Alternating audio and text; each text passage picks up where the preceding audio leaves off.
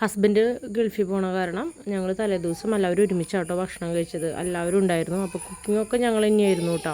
പിന്നെ പൊറോട്ടയും പിന്നെ കുബൂസും മാത്രം ഞങ്ങൾ പുറമേ നിന്ന് വാങ്ങിച്ചു. ബാക്കിയെല്ലാം ഞങ്ങൾ തന്നെയാണ് കുക്ക് ചെയ്തത് കേട്ടോ. രാത്രി ഞങ്ങൾ ഒരുമിച്ച് ഫുഡ് കഴിച്ചു. ഒരുപാട് നേരം കഴിഞ്ഞിട്ട് ഞങ്ങൾ എന്നിട്ട് പിരിഞ്ഞ കേട്ടോ. കാരണം കുറേ വർത്തമാനമൊക്കെ പറയാനുണ്ടായിരുന്നു കേട്ടോ. പക്ഷേ ഇടയിൽ എനിക്കൊരു വിഷമം ഉണ്ടായിരുന്നു. പിറ്റേ ദിവസം എൻ്റെ ഹസ്ബൻഡ് പോവുമല്ലോ എന്നുള്ളൊരു വിഷമം എനിക്ക് നന്നായിട്ടുണ്ടായിരുന്നു കേട്ടോ.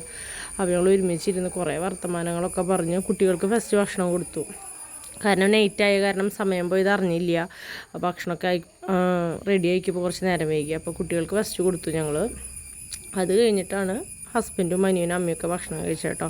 ഏറ്റവും ലാസ്റ്റാണ് ഞങ്ങൾ കഴിക്കുക. അപ്പോൾ ഞങ്ങൾ കഴിക്കുമ്പോൾ കുറേ നേരം ഇരുന്ന് വർത്താനം പറയാമല്ലോ. അപ്പോൾ ഞങ്ങളത് വിചാരിച്ചിട്ട് എല്ലാവരുടെയും ഭക്ഷണം കഴിക്കലുണ്ടോ ഞങ്ങൾ ഇരിക്കുള്ളൂ കേട്ടോ. അപ്പോൾ അവർക്കൊക്കെ ഭക്ഷണമൊക്കെ നല്ല ഇഷ്ടമായി. കാരണം അനിയത്തി എയർ ഫ്രയർ കൊടുത്തിട്ടുണ്ടായിരുന്നു ചിക്കൻ ഗ്രിൽ ചെയ്യാനായിട്ട്. അപ്പോൾ വേഗം പണി എളുപ്പമായല്ലോ. കുട്ടികൾക്കും എനിക്കും ഹസ്ബൻഡും ഭയങ്കര സങ്കടം ഉണ്ടായിരുന്നു കേട്ടോ. കാരണം എന്താണെന്ന് വെച്ചിട്ടുണ്ടെങ്കിൽ ചേട്ടൻ പറഞ്ഞിട്ടുണ്ടായിരുന്നു നമുക്കിത് കഴിഞ്ഞിട്ട് പെട്ടിയൊക്കെ ഒതുക്കണ്ടായിരുന്നു. അപ്പോൾ അങ്ങനെ പറഞ്ഞു കേട്ടപ്പോൾ ഭയങ്കര സങ്കടമായി. നാളെ പോവല്ലോ അങ്ങനെ ഓർമ്മ വരിക മനസ്സിൽ. അപ്പോൾ അത് ഭയങ്കര സങ്കടമായിട്ടാണ്. കാരണം കുട്ടികൾക്കും 2 ദിവസം എടുക്കും നമുക്ക് പഴയ പോലെ ആവാന്ന് വെച്ച് കഴിഞ്ഞാൽ അച്ഛൻ പോയിട്ടുണ്ടെങ്കിൽ ഇവർ അങ്ങനെയാണ് 2 ദിവസം തന്നെ ഓർത്ത് കരയും. അപ്പോൾ അച്ഛൻ പാക്കിങ്ങൊക്കെ തുടങ്ങിയിട്ടാണ്. നാളേക്ക് പോകാനുള്ള പാക്കിങ്ങൊക്കെ അച്ഛൻ തുടങ്ങി.